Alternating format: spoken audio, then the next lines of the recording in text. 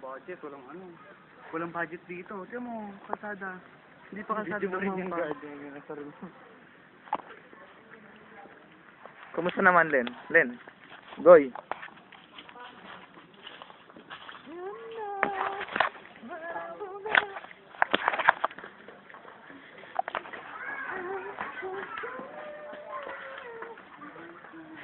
Ang dilim na dito.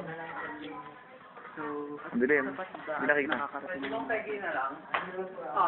Nandito po tayo sa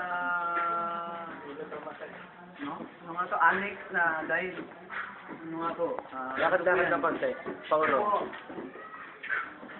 Adi. Yo, makikinig kayo sa mabuti sa sasabihin ko. Bitsubing ka mo hindi ko ninyo. Hello.